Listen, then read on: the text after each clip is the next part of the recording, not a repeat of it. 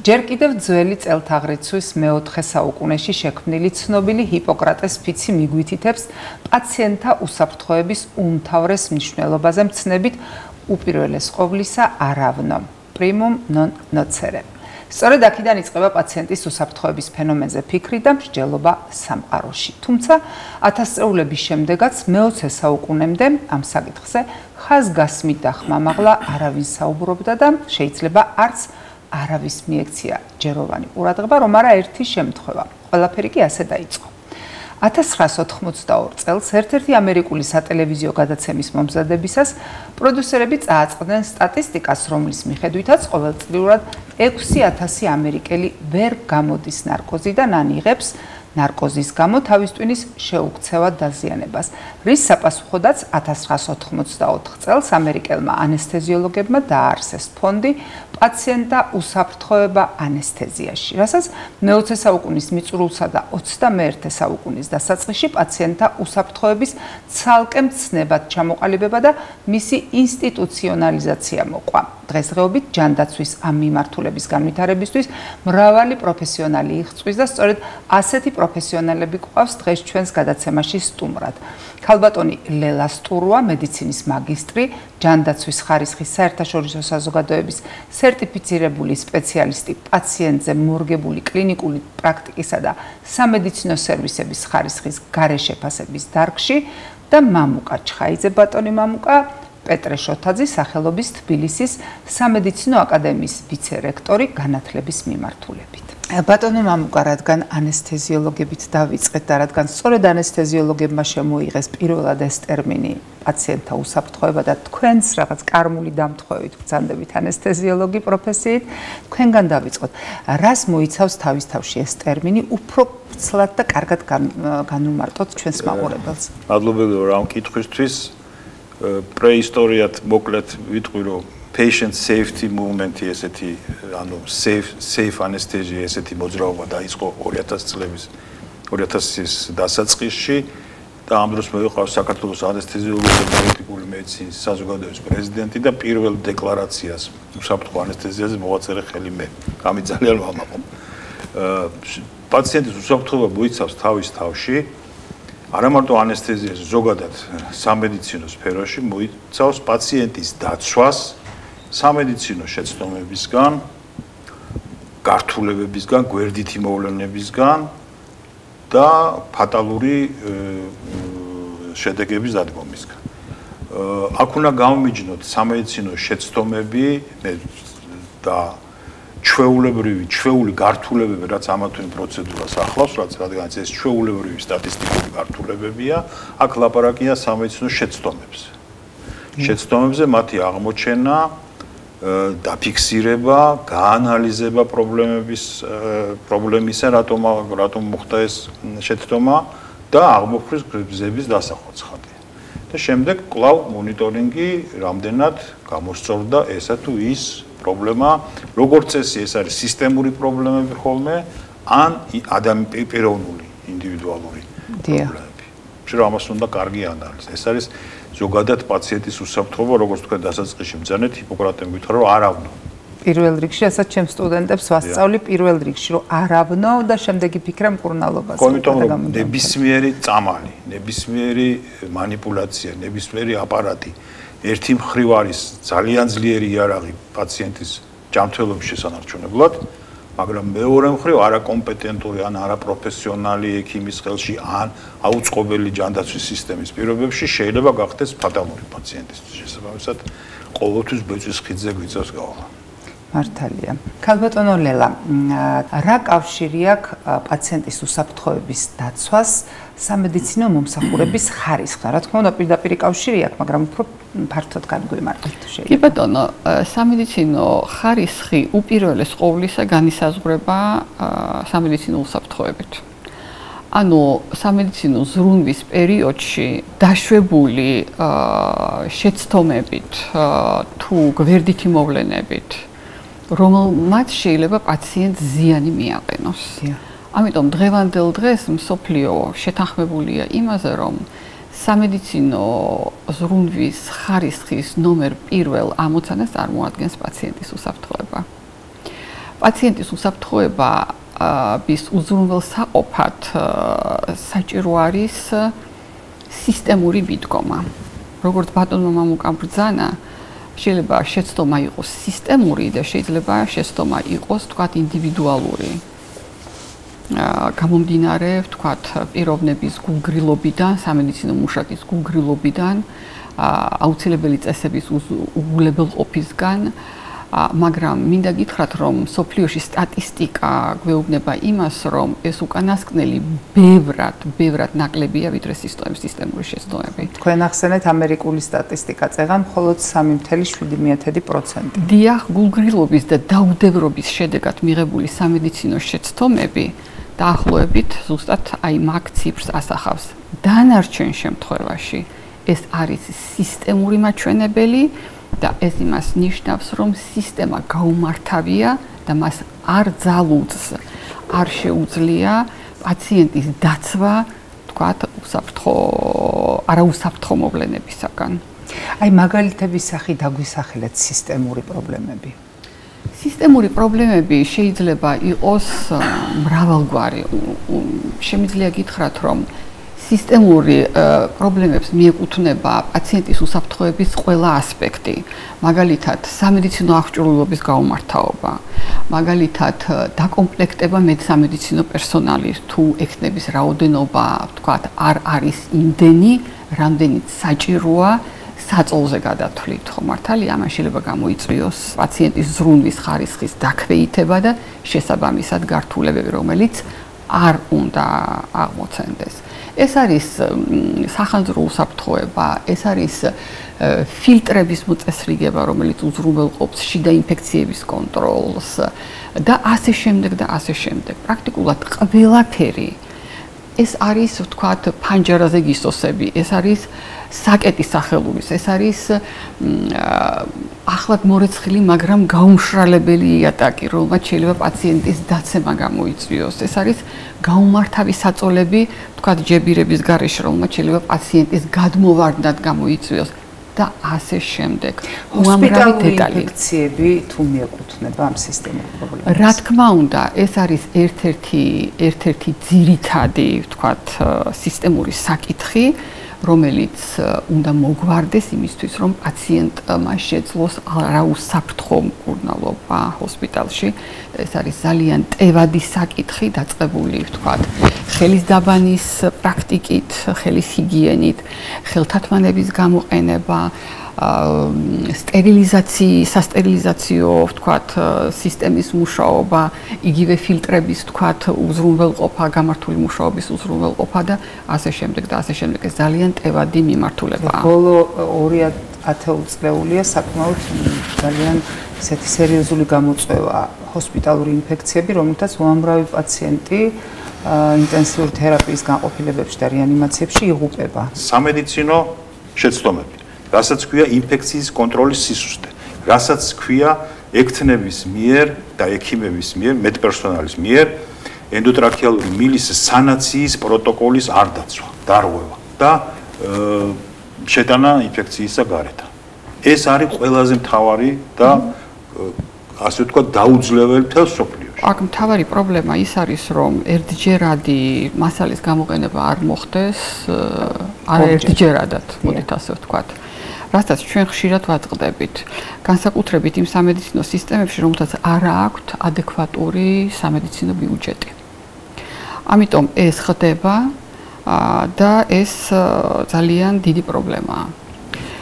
რაც შეეხება იმას, რომ ვთქვათ, რეანიმაციული ვთქვათ, კრიტიკული მედიცინა განვითარდა და ცოცხლობენ ისეთი პაციენტები, რომლებიც 10, 20 და 30 წლის წინ ცოცხლობდნენ, ამას თავისი დადებითიც აქვს და ამან დაამძიმა კიდევაც ჩვენი სამედიცინო სისტემა მსოფლიოში, იმიტომ რომ ეს პაციენტები ცოცხლები არიან და ცოცხლობენ, მაგრამ სამწუხაროდ ისინი ძალიან უდიდეს რისკ ფაქტორს წარმოადგენენ, ვთქვათ, ამ ინფექციის გენერირების თვალსაზრისით ეს გამომდინარეობს მათი ორგანიზმიდან, დაავადების თავისებურებიდან და სწორედ ამიტომაც არის ეს შემთხვევები წამყვან კლინიკებშიც, გერმანიის შარიტეში და ასე შემდეგ.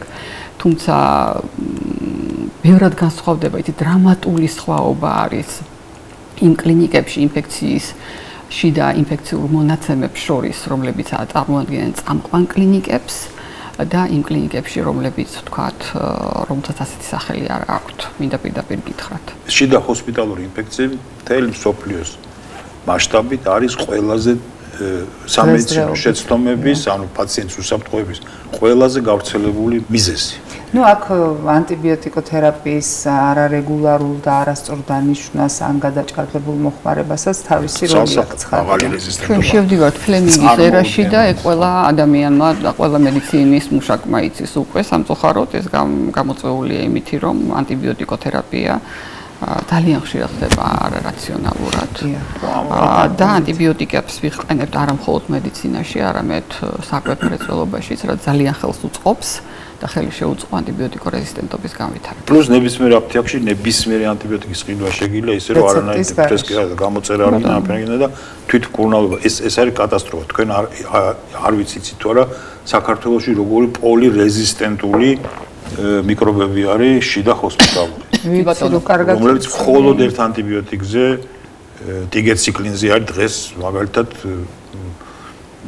აცინეტო ბაქტერი ბაუმანი გზნობია მხოლოდ ტიგეციკლინზე. ეგ მაგაზის რეზისტენტური რო გაჩნდეს, წარმოიდგინეთ რა იქნება. ბატონო მამუკა, როგორია პაციენტის უსაფრთხოების დაცვის თანამედროვე მიდგომები და რამდენად მნიშვნელოვანია ამ მიდგომებისა და მეთოდების გაზიარება ჯანდაცვის პროფესიონალებისთვის? თქვენ ნებართვით ბოლოდან დავიწყებ.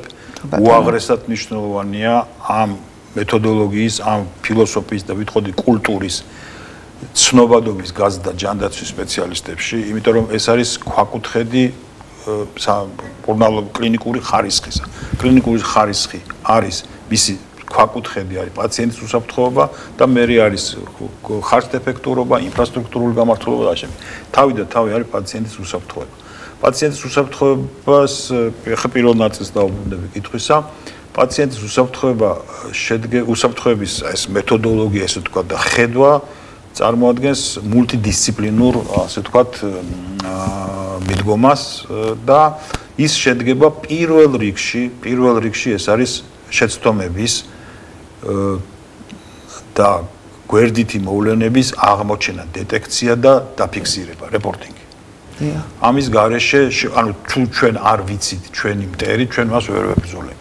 პირველ რიგში უნდა მოხდეს მტერის იდენტიფიცირება, დაფიქსირება და შემდეგ მისი ამ პრობლემის გადაჭრის გზების მოძებნა, მოქმედების გეგმის შედგენა და მოქმედება და შემდეგ ხელახალი მონიტორინგი, რას მივახციეთ, იმით რაც თქვა დაქმედებებიც ჩვენ წამოვიწყეთ. თუ ხდება ეს ასე რეალობაში? მე მინდა გითხრათ, რომ ძალიან კარგი გამოცდილება მაქვს 6 წლიანი ჯერ ევექს ჰოსპიტალებში და შემდეგ რენდინგის შემდეგ ვიანში, სადაც ვიყავი სამედიცინო დირექტორი, ანუ გენერალური დირექტორის მოადგილე სამედიცინო მიმართულებით და სწორედ კლინიკური ხარისხი და პაციენტის უსაფრთხოება იყო ჩემი გუნდის და ჩემი მთავარი ამოცანა ევექსის ჰოსპიტალების 18 ჰოსპიტალში, შემდეგ ვიანის 7 ჰოსპიტალში. და მინდა გითხრათ, რომ ეს სისტემა იქ მუშაობდა და ეხლაც მუშაობს. და მუშაობს იმიტომ, რომ პირველ რიგში დავიწყეთ აღმოჩენა, რეპორტინგი პრობლემების.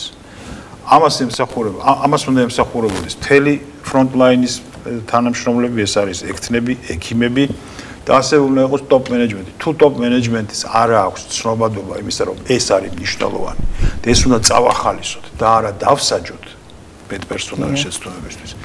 არა მარტო ჰოსპიტალის ტოპ მენეჯმენტზე, ზოგადად ჯანდაცვის სისტემის ტოპ მენეჯმენტზე ვlapარაკობ, რომ ეს არის უაღრესად მნიშვნელოვანი, რომ ჩვენ ექიმს და ექთანს არ უნდა ეშინოდეს შეცდომების გამო დასჯისა.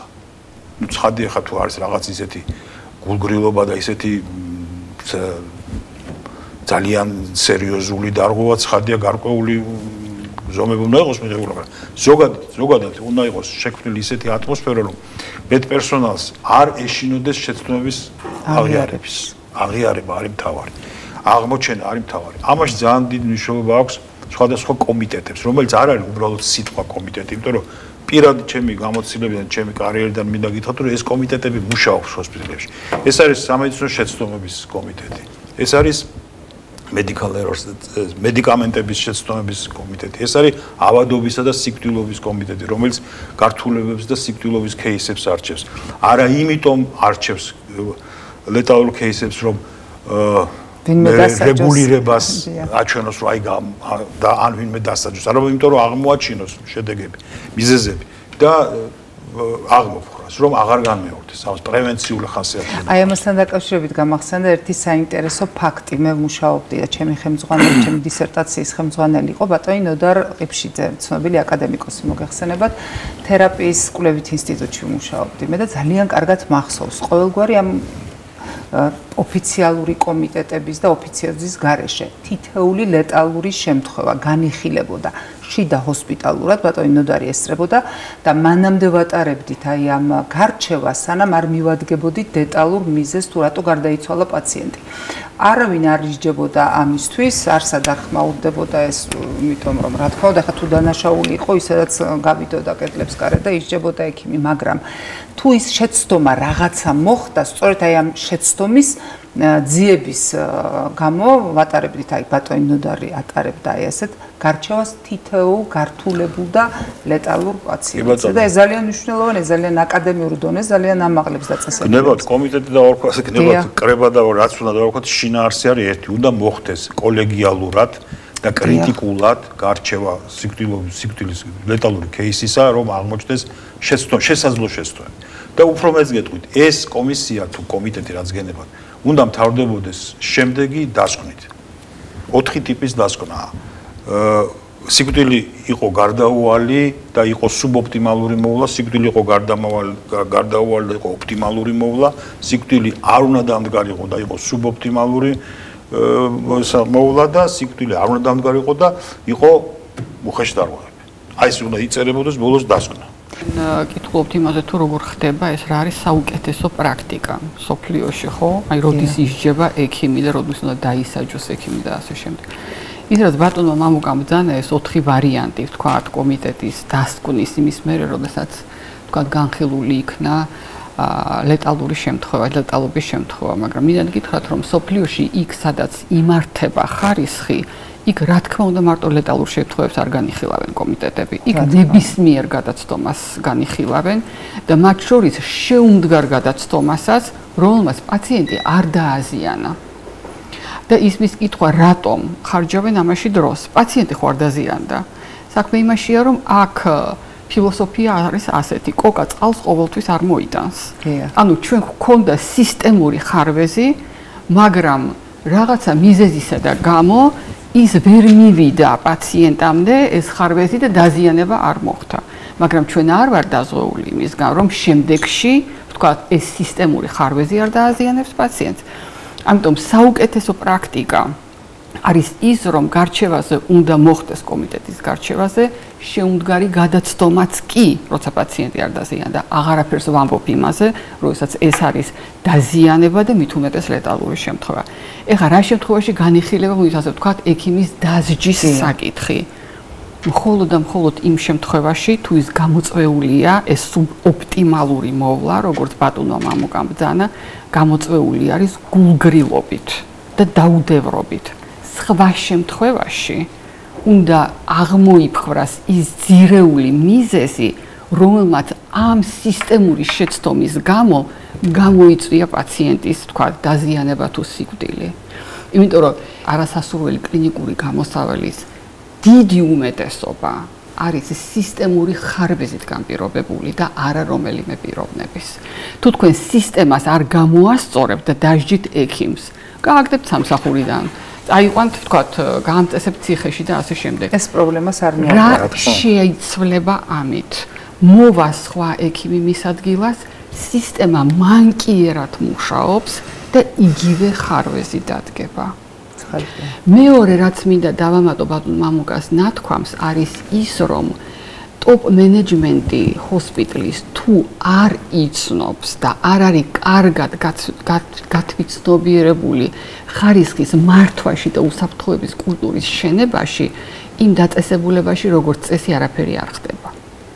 არაფერი არ იცვლება. არის რაღაცა კოსმეტიკური, მოიცა ასე ვთქვათ, ღონისძიებები, მაგრამ ის პროტოკოლი, რა პროტოკოლითაც ხარისხის სისტემა შენდება ნაბიჯ-ნაბიჯ და უსაფრთხოების კულტურა შენდება, აი ამ აღმშენებლობას ადგილი არ აქვს. არადა სტატისტიკურად და მსოფლიო გამოცდილებით ეს არის ფინანსურად ყველაზე მომგებიანი, მოდით ასე ვთქვათ, მიდგომა. იმიტომ რომ რაც უფრო ნაკლები შეცდომები გაქვს და გადაცდომები, გვერდითი მოვლენები, არასასურველი კლინიკური გამოსავალი, მით უფრო ნაკლები რისკი გაქვს დამატებითი ფინანსური ხარჯის, რომელიც შენ როგორც ჰოსპიტალს საერთოდ არ გჭირდება. ამიტომ თუ ჩვენ სისტემურად გვინდა შევცვალოთ უსაფრთხოების საკითხი, ჩვენ უნდა დავიწყოთ ტოპ მენეჯმენტის განათლებით და გათვითცნობიერებით ამ მიმართულებით. მადლობთ გეთანხმებით სრულიად. იქიდან გამომდინარე რაც ვილაპარაკეთ ახლა, წარმომიდგენია რამხელა დატვირთვა ჰქონდა იმ კონფერენციას, რომლის მასპინძელიც ბატონო მამუკა თქვენ იყავით ფაქტობრივად და რომელიც ჩატარდა ჯანდაცვის პროფესიონალებისთვის, რამხელა მნიშვნელობა ექნებოდა. ამაზე მოგვითხრეთ 2-3 სიტყვით თუ შეიძლება. მადლობთ. ძალიან მნიშვნელოვანი იყო პეტრე შოთაძის სამედიცინო აკადემიის ცხოვრებაში ეს მოვლენა, იმიტომ რომ უაღრესად მნიშვნელოვანად ჩვენ უკვე ვილაპარაკეთ, უაღრესად მნიშვნელოვანი თემაა პაციენტის უსაფრთხოება.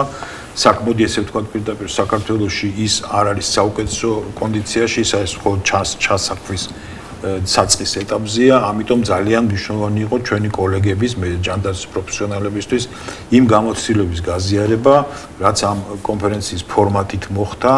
იყვნენ ქართველი მომხსენებლები, იყო кейსები პირდაპირ პაციენტის უსაფრთხოების დარღვევისა და ესე ძალიან კარგი იყო ჩვენ კოლეგებს არ შეეშინდათ ესე ვთქვათ და გამოიტანეს თავისი ჰოსპიტალების кейსები, სადაც დაიღუპა პაციენტის უსაფრთხოება, იყო 2 უშესანიშნავი ამერიკელი ექსპერტი თავის საქმეზე, რომლებმაც ძალიან მნიშვნელოვანი და ღირებული ინფორმაცია გაგვიზიარეს. და აქვე დავძენ რომ ჩვენ ვართ ერთ-ერთი იმ უმაღლეს სამედიცინო დაწესებულებისა, ვინც 2018 წლიდან დავიწყეთ პრედიპლომურ განათლებაში პაციენტის უსაფრთხოების კურსის, როგორც საგნის, რომელიც მიყავს ქალბატონელას ჩვენს აკადემიაში. ესეც ძალიან მნიშვნელოვანია, რომ ჩვენ დროს ესეც საგანი არის. უკვე სტუდენტები სწავლობენ აი იმ საფუძვლებს პაციენტის უსაფრთხოებისა, რაც მე უნდა გაყვეთ მთელი თავი კარიერის განმავლობაში. შესანიშნავია. კონკრეტული სახელების დასახელების გარეშე, რა თქმა უნდა. ხო ვერ მოგვიყვებით რაიმე რომელიმე საინტერესო შემთხვევას, რასაც სისტემური ხასიათია, რა ხშირად ხდება ჩვენთან საქართველოში და რაც განიხილეთ კონფერენციაზე, საინტერესო იქნებოდა. იყო ძალიან საინტერესო შემთხვევები, ჩვენი კოლეგისა, რომელიც საზღვარგარეთ მუშაობდა და საზღვარგარეთული кейსი წარმოადგენდა, იყო ასევე ჩვენი აქ, ჩვენი ქართულ ჰოსპიტალში, როდესაც დაძინებული ანესთეზიის პროცედურულ სედაციაში ყო პაციენტი გადმოვარდა ლოგინიდან და მიიღო დაზიანება. იქ აღმოჩნდა ტექნიკური პრობლემა, რაზეც სხვათა შორის მომხსენებელი ამ ტოპ მენეჯმენტს ეუბნებოდა, რომ ეს არ შეიძლება ესე იყოს. საწოლის სპეციფიკაზე ლაპარაკი, მაგრამ არის მინა მაშინ მენეჯმენტმა და დადგა ეს სწორედ საწოლის გაუმართავობის გამო ეს შემთხვევა, რის შემდეგაც მენეჯმენტმა გამოიტანა დაუყოვნებელი და სწორი დასკვნა და შეიძინეს სათანადოდ აღჭურვილი საწოლი. იმედია პაციენტი გადარჩა. არა, ხო, არაფერი ესეთ სერიოზული სისჩაქცეები. მაგრამ შეიძლება რომ სერიოზულად ყოფილიყო. მე კიდე მინდა ვთქვათ ბატონ მამუკას სიტყვა გავაგრძელო, რომ ძალიან მნიშვნელოვანი იყო ჩემთვის როგორც ხარისხის ვთქვათ მართვის სპეციალისტისთვის ის, რომ მოვიდა ბევრი ადამიანი, რომელსაც ძალიან ვთქვათ დიდი ინტერესი ჰქონდა პაციენტის უსაფრთხოების საკითხის განხილვის. მოვიდნენ ხარისხის მენეჯერები უამრავი თბილისის ჰოსპიტალიდან, ქუთაისიდან, ბათუმიდან ვინც ვერ ჩამოვიდა, ჩართული იყო ვთქვათ ონლაინ, თუმცა ჩამოსული იყო და არაჩვეულებრივი кейსები ჰქონდა ბათუმსაც ჩამოტანილი. იყვნენ კლინიკური დირექტორები, ანუ სამედიცინო დირექტორები. იყვნენ ხარისხის მართვის სპეციალისტები, იყვნენ ჩვეულებრივი რიგითი ექიმები, როგორც ჰოსპიტალური პრაქტიკის, ასევე ამბულატორიული პრაქტიკის, ანუ საკმაოდ წარმომადგენლობითი იყო ამ მხრივ და ძალიან სასიამოვნო იყო ამის თქვა ნახვა, რომ ბევრი ადამიანი მოვიდა ზუსტად ვიზიარებ თქვენ ემოციას, რომ ბევრი ადამიანი მოვიდა რისთვის ვინც ჩათვალა რომ ეს აქტუალურია, ეს საკითხი აქტუალურია. რაც შეეხება ვთქვათ სპიკერებმა ვთქვათ აი ადგილობრივმა სპიკერებმა ძალიან კარგად განიხილეს შემთხვევები და ჩემთვის ძალიან სასიამოვნო იყო ის რომ აი რაც ბატონ მამუკამ თქვა მინდა რომ კიდე ერთხელ ხაზი გაუსვა გამოიტანეს თავისი არაუსაფრთხო кейსები და ეს მნიშვნელოვანი პირველი ნაბიჯია იმისთვის რომ სამედიცინო საზოგადოება შეეჩვიოს აი იცით რა აი ჩვეულება გაგვიჩნდეს სამედიცინო საზოგადოებაში არაუსაფრთხო, არასასურველი მოვლენების ერთმანეთში გაზიარების და ამაზე გულწრფელი დისკუსიის. იმიტომ რომ ეს არის პირველი ნაბიჯი და დიდი ნაბიჯი უსაფრთხოების კულტურის ჩამოყალიბების. მეორე მინდა აღნიშნო ის, რომ როგორც ბატონმა მამუკამ ბრძანა, ორი სპიკერი ყავდა მოწვეული ამერიკის შეერთებული შტატებიდან. ერთმა ისაუბრა მაღალი სანდოობის ორგანიზაციაზე, ანუ როგორ ყალიბდება უსაფრთხოების კულტურის შენების საფუძველზე, ნაბიჯ, აგურ ორგანიზაცია, სამედიცინო პროვაიდერი, რომელსაც საზღვარგარეთ უწოდებენ მაღალი სანდოობის ორგანიზაციას. და რას ნიშნავს ეს? ეს ნიშნავს იმას, რომ მე როგორც პაციენტი შენ გვთვლი მაღალი სანდოობის ორგანიზაციას და პრიორიტეტს განიჭებ, რომ მოგმართო შენ სამედიცინო მომსახურების მისაღებად. მეორე სპიკერი იყო პროფესორი, რომელსაც დისერტაცია ჰქონდა გაკეთებული ამერიკის შეერთებულ შტატებში საერთაშორისო აკრედიტაციის გამოწვევებზე და ვთქვათ ბენეფიტებზე, ხომ, სარგებელზე. და ჩვენთვის ეს საქართველოში ძალიან აქტუალური თემაა, იმიტომ რომ პრაქტიკულად ჩვენთან მანდატორული გახდა საერთაშორისო სამედიცინო აკრედიტაციის გავლა, ხომ? და აი ლეიტმოტივი ამ პროფესორის საუბრის იყო ის, რომ საერთაშორისო აკრედიტაცია კარგია, მაგრამ ის ვერ მართავს ხარისხს, თუ არ ხდება ხარისხის მართვის ინსტრუმენტების, აი აღიარებული მსოფლიო პრაქტიკიდან გამომდინარე აღიარებული ინსტრუმენტების ყოველდღიურ პრაქტიკაში დანერგვა და მათი გამოყენება. ანუ საერთაშორისო აკრედიტაცია არ არის ერთჯერადი აქტი. ეს არის მხოლოდ ხარისხის მართვის ერთ-ერთი ინსტრუმენტი.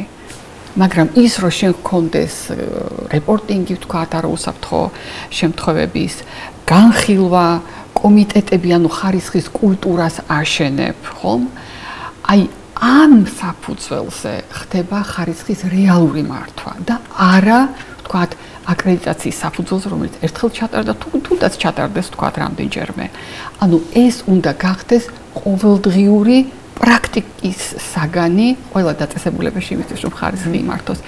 დღევანდელ დღეს ცნობილი არის უამრავი ხარისხის მართვის ინსტრუმენტები, რომლებიც კარგად არის ცნობილი ხარისხის მართვის სპეციალისტებისთვის და იმ ექიმებისთვის, იმ მენეჯერებისთვის, რომლებიც ფლობენ გაუმჯობესების მეცნიერებას და ცოდნას ამის შესახებ. მე დიდი იმედი მაქვს, რომ ასეთი კონფერენცია ჩატარდება ყოველწლიურად. დამეთანხმებით ალბათ ბატონო მამუკა, იმიტომ რომ ასეთი ინფორმირებულობას უდიდესი მნიშვნელობა აქვს. უფრო მეცაც გეტყვით, 17 სექტემბერი აღიარებულია მსოფლიოში როგორც პაციენტთა უსაფრთხოების საერთაშორისო დღე.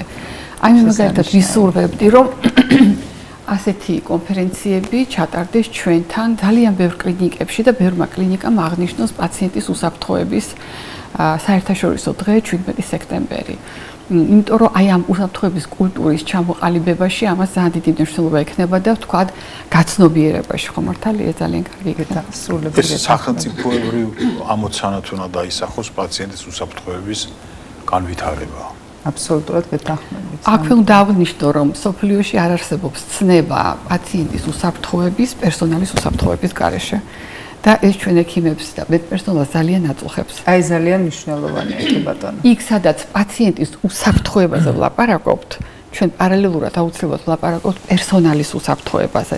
რა დონის პერსონალსაც არ უნდა გქონდეს საუბარი, იმიტომ რომ არაუსაფრთხო გარემოში მომუშავე პერსონალი ვერასოდეს ვერ შექმნის უსაფრთხო გარემოს პაციენტისთვის.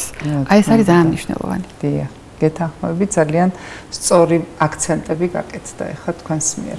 ქალბატონო ლელა, ანუ თქვენ თვლით, რომ კონფერენციამ თავის მიზანს მიაღწია, თქვენ როგორც იქ დამსწრე და მომხსენებელი, თვლით, რომ თავის მიზანს მიაღწია და ერთი ნაბიჯით მაინც წინ წაიწია ინფორმირებულობამ პაციენტის უსაფრთხოების შესახებ. დიახ, იცით, ცოტა ხმამაღალი ნათქვამი იქნება ალბათ, რომ რაღაცა მიზანს მივაღწიეთ, მაგრამ ყოველ შემთხვევაში ჩვენი მიზანი იყო პირველი ნაბიჯის გადადგმა.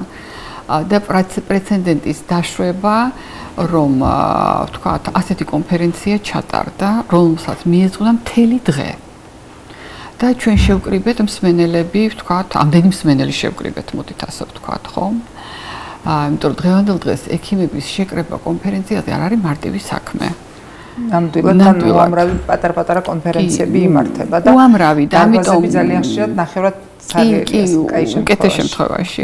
და აქედან გამომდინარე, როდესაც მოვიდა ამდენი ხალხი, ჩვენ ჩავთვალეთ, რომ ეს არის ძალიან კარგი. მართალია გამოკითხვა არ გვიწარმოებია, რომ ვთქვათ, აი მოგეწონათ, არ მოგეწონათ და ასე შემდეგ, მაგრამ დისკუსიები იმდენად ცოცხალი იყო თვითონ კონფერენციის მანძილზე. ხალხი დარჩა ბოლომდე, მიუხედავად იმისა, რომ მუშაობდით დილის 10:30-დან საღამოს 7 საათამდე, ანუ საკმაოდ გრძელი დღე გამოვიდა ხო მართალია და თანაც პროგრამა იყო ძალიან დატვირთული. აი ერთადერთი რაც ვთქვათ მოვისმინე თუ შეიძლება ეს უკმაყოფილებად ჩაითვალოს, რომ ძალიან დატვირთული გამოგვივიდა ვთქვათ კონფერენციის დღის წესრიგი. მაგრამ ამასაც ალბათ რაღაცა გავითვალისწინებთ და უფრო თემა არის ამოუწურავი. მაგრამ თემა არის ამოუწურავი. ეხლა რაც მეც გისმენთ მე პირადად, უფრო გული მწყდება, რომ არ დავესწარი ამ კონფერენციას. ბატონო მამუკა, ბოლო სიტყვაობა მინდა გთხოვოთ, რას ეტყვით ჩვენს მაყურებელს, ჯანდაცვის პროფესიონალებს, რითი მიმართავთ და რითი დაგვაიმედებთ? კოლეგებს მიმართავ, რომ პაციენტის უსაფრთხოება არის თავი და თავი ჩვენი პროფესიისა, ამიტომ შეცვალონ თავისი ცნობიერება, იმოქმედონ ტოპ მენეჯმენტზე, რომ პაციენტის უსაფრთხოება გახდეს თავარი ხაზი სამედიცინო დაწესებულებებში, იმიტომ რომ ჩვენი მთავარი ამოცანაა უსაფრთხო გარემო პაციენტებისთვის. ამიტომ შეეშინდებათ აღიარების პირდაპირ ვამბობ, რომ შესაძლებელია შიდა ჰოსპიტალური ინფორმირებულობისთვის ნოზოკომიური ინფექციების რეპორტინგიც, სამედიცინო შეცდომების რეპორტინგიც, ლეტალური კომისიების გამართულად და ობიექტურად მუშაობაც, ყველაფერი შესაძლებელია ისე, რომ ამას არ მოყვეს რაიმე ჰიპერტროფული რეაქციები, სხვა, ასე ვთქვათ.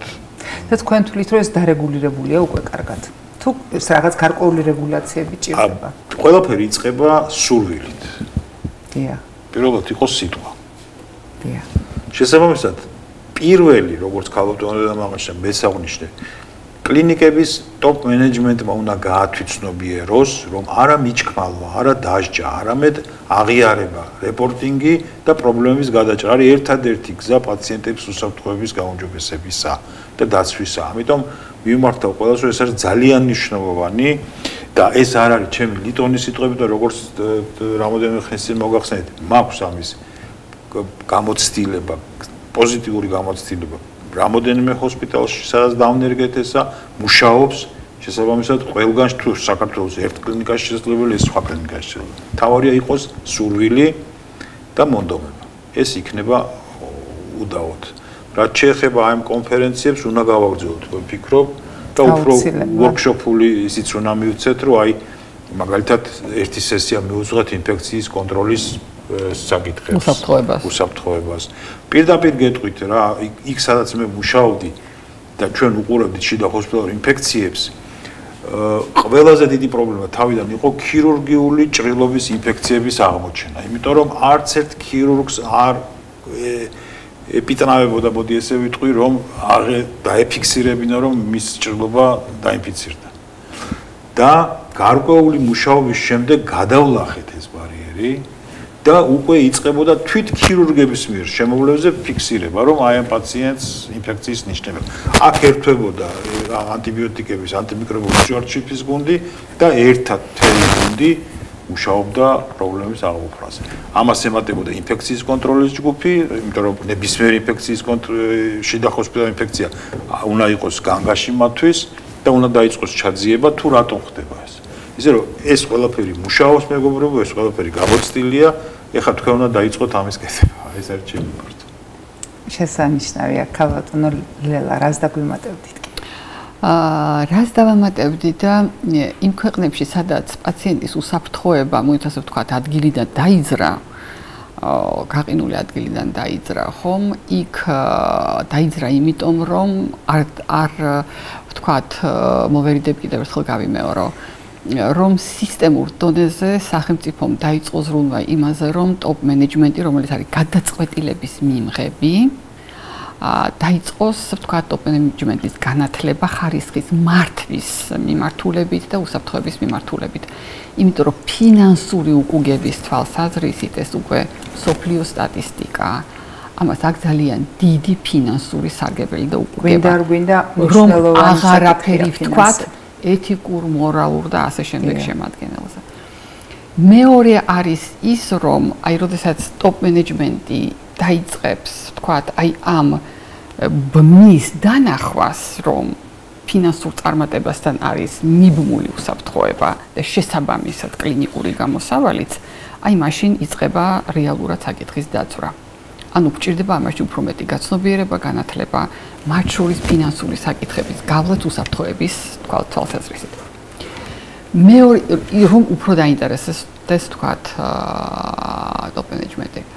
მეორე არის ის, რომ ძალიან კარგი პრეცედენტი მოხდა, რომ ეს ჩატარდა თბილისის სამედიცინო აკადემიაში, იმიტომ რომ იქ სადაც აკადემია ჩაერთო, ვთქვათ, აი ამ უსაფრთხოების მართვის პროცესში, ეს ყოველთვის იყო ძალიან კარგი ნიშანი. ეს იმას ნიშნავს, რომ დაინტერესდა ის, ვთქვათ, ინსტიტუცია, რომელიც უშუალოდ ექიმების განათლებაზე მუშაობს, როგორც პრედიპლომურ, ასევე ვთქვათ, პოსტდიპლომურ განათლებაზე, ხო? და პოსტდიპლომური განათლება მნიშვნელოვანია, რომ იყოს საერთაშორისო კურიკულუმის გათვალისწინებით, არა ვთქვათ, რაღაცა ლოკალური, რეგულატორული, ვთქვათ, საკითხები შემოიფარგლებოდეს, არამედ საერთაშორისო კურიკულუმის ბაზაზე იყოს შექმნილი. მაგალითად, MD პროგრამა თბილისის სამედიცინო აკადემიაში შექმნილი არის ჯანდაცვის გაუმჯობესების ინსტიტუტის, რომელიც არის ბოსტონში, მის კურიკულუმზე ვთქვათ დაფუძნები და მისი რეკომენდაციით. ეს იმას ნიშნავს, რომ რეალურად ეს ჩვენი ახალი თაობა და სტუდენტები უკვე სწავლობენ უსაფრთხოების იმ სტანდარტებს, რომელიც უკვე საერთაშორისოდ აღიარებულია. ძალიან კარგი. დავამატებდი ჰოსპიტალების გლობალების, დამფუძნებლების და ტოპ მენეჯმენტის საყურადღებო. არის ორი მიდგომა, როგორ ფინანსურად მართოთ ჰოსპიტალები.